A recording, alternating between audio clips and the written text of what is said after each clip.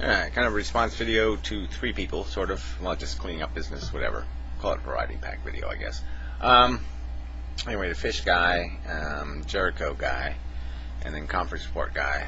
So the other 2 were on that objective morality stuff, and yeah, they're recontextualizing their arguments, and so I guess we can be agreeable on some parts of that.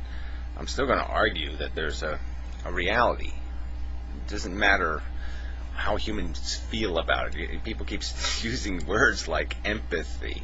Empathy is an emotional response, right? I mean, you know, in common use, it's tied to compassion and tied to it's an emotion word. It's a word laced with that.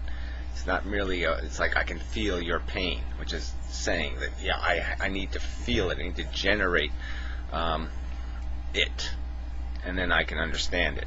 It's not like I'm recognizing it. It's like I'm tasting a piece of it. I'm smelling it. Alright, so that's what it's sort of like. It's like smelling shit. To be able to see the shit, you need to smell the shit. What I'm saying is whether the shit smells or not, there's shit. And we can just describe the shit. We don't have to worry about whether the shit affects us or not. It's just describing the shit. And I'm just saying that if we take our brains and push them above ourselves a little bit, outside of ourselves, outside of the noise of our own emotions, and do the Mr. Spock thing for a little while, and start analyzing human society and your role in it, and analyzing the whole big picture, and animals, and the whole universe full of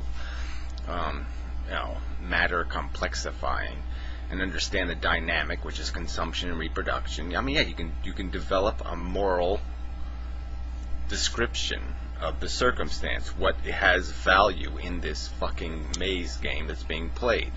And I'm just arguing that all we need to do is recognize that the real value is in the harm that can be the harm,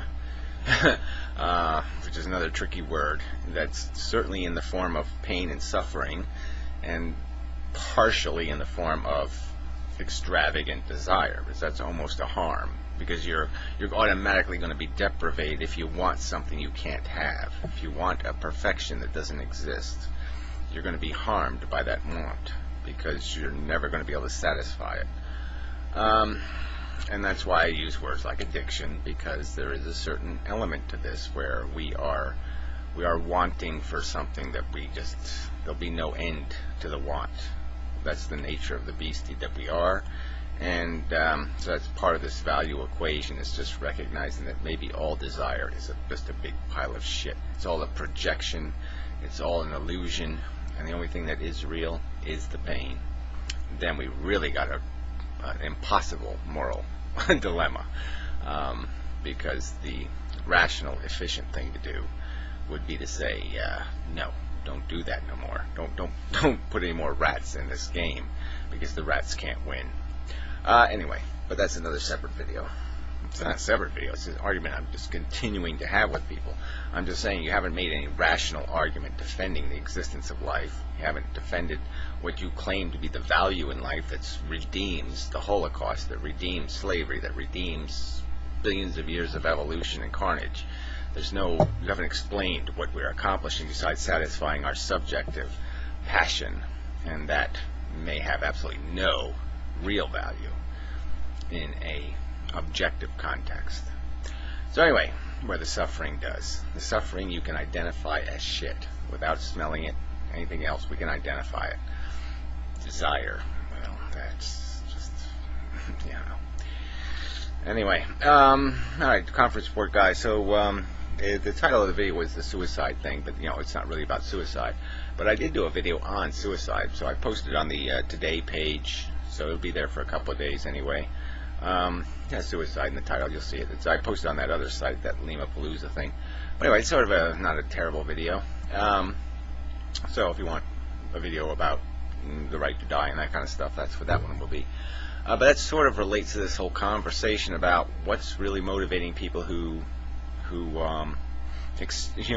commit extreme acts in the name of something, and usually we are saying it's their religion. So we've basically classified Islamic religion as being violent, when theoretically it's probably no more violent than Christianity. It might be less violent in terms of its history. But the point is, in the current context, because we're blaming the religion for the politics. Because if I would argue that if the politics didn't exist, if we weren't the infidel invading their culture, invading their societies with our subsidies to the dictators controlling their fate, there'd be no conflict, there'd be no war. They'd be as irrelevant to us as they were in like 1928 or something. And the oil, of course, is part of this whole thing. That's part of the politics. So anyway, but yeah, what moves people? What's the passion? And there's lots of people that have a disposition they're sort of okay. Yeah, if it's time to do the suicide mission, sign me up. There's people who do that. There's kamikaze pilots, like I said, and they didn't believe in a religion, but they believed in honor, and they died for honor.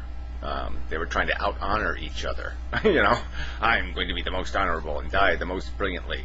Do the most damage to the enemy. You can have a whole efficiency equation. You could say Mr. Spock in that one episode is a good example. He goes in and gets all irradiated and kills himself because the needs of the one don't outweigh the needs of the many.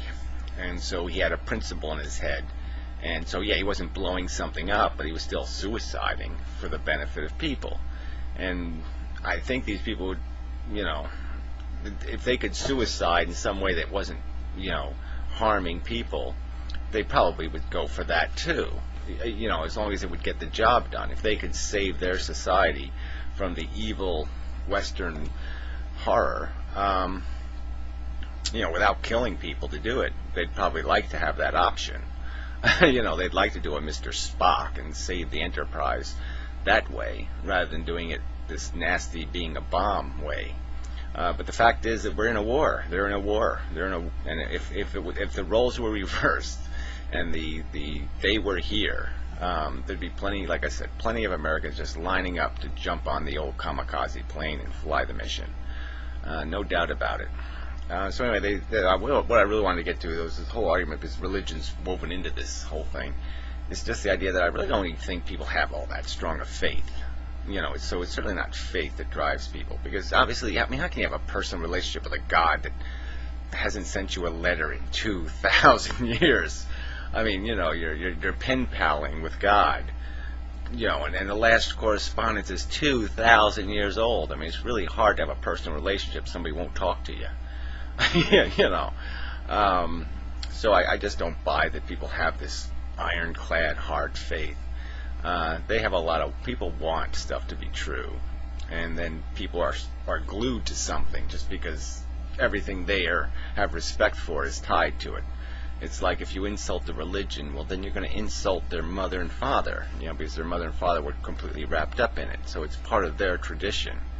And so if you belittle it and insult it and say it's invalid or it's crap, then you're crapping on something, some peripheral thing that they put a lot of store in. And so it's not that you're just denying a God, you're denying an institution that too much of their reputation is tied up in. Too much of their stake in life is tied up in. And that's what I would argue people defend so aggressively. The religious fanatics they're defending a tradition. They're defending a way of life. They're not defending a stupid fable. It's just that it happens to be the fable that is the definition of that tradition. And without it, there is no tradition. The tradition is completely dependent on the fable to survive.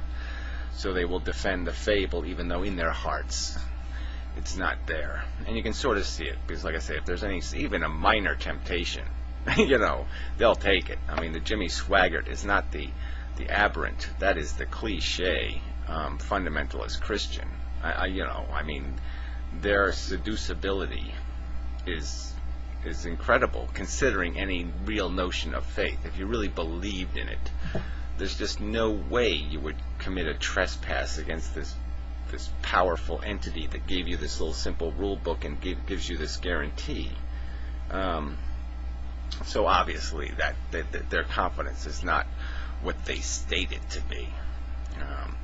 And so I don't think you're going to find it as the core of the behavior. Whatever behavior they're committing, whatever act. It's something else that's motivating it.